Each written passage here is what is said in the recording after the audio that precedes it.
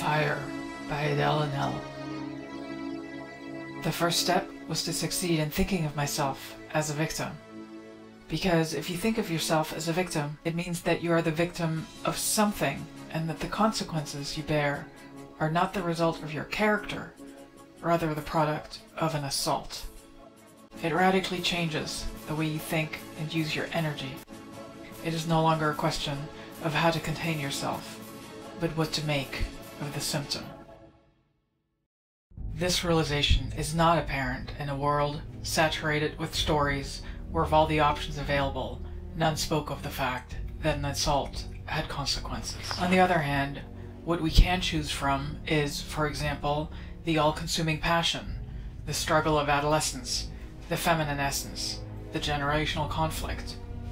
Each of these narratives brings with it its own approach to understanding the world and highlights how things are done. A man is in love. It's because his soul is too big for him, and you must understand that he does not know how to control himself. Teenagers rebel. You have to put them in their place and show them who's boss. Women have mood swings. They don't know what's good for them, and they too need bosses. All these narratives are ways of instituting order as to how the world should be viewed in order to establish priorities. It is within these fabrications that we find solutions to the problems we face, and these fabrications are shaped by and for a fundamentally egalitarian establishment, the patriarchy. The patriarchy is a social and legal system founded on men holding authority to the explicit exclusion of women. It is also a system in which the male embodies both the universal and the superior.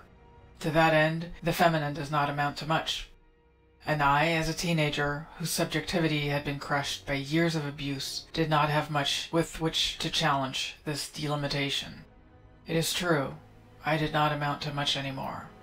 I was surviving by the skin of my teeth, trying to make as little fuss as possible. Not only do the narratives of patriarchy structure the meaning of the world, but they also make you a character, validating these narratives. Reinforced by abuse, and under the permanent threat of exclusion, I was cajoled into staying silent. If you don't buy into the solutions proposed to you, that is, if you don't take it upon yourself to keep your mouth shut, you're pushed out the door, isolated, abandoned. Not only did I have to keep my mouth shut, but I even had to make sure that my story, my dirty story, was not discovered. Let it be a clean silence. The fictions of patriarchy are rallying cries that demand you submit to the identities it puts forth.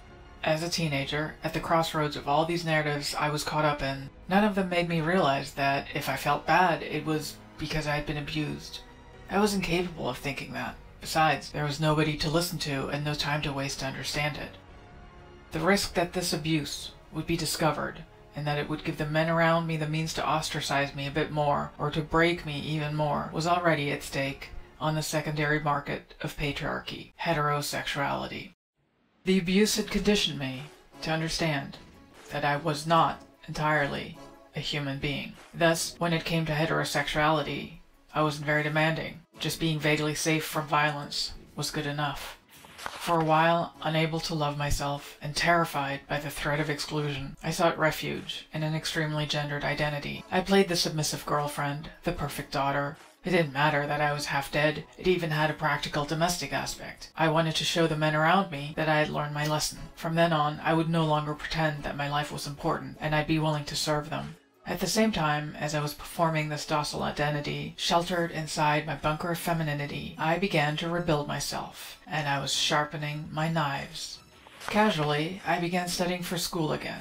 Casually, I started to realize that I didn't want anyone to think for me anymore. Casually, I began to feel my heart beating and my body come alive again. When I fell in love with a girl, and with it the possibility of leaving heterosexuality arose, I didn't hesitate for long, and I left without a single regret. It was a pleasure to leave my little bully.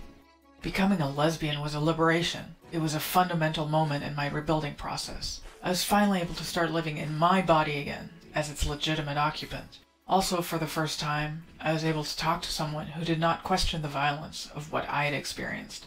It wasn't an obvious path, but at least it was a way forward.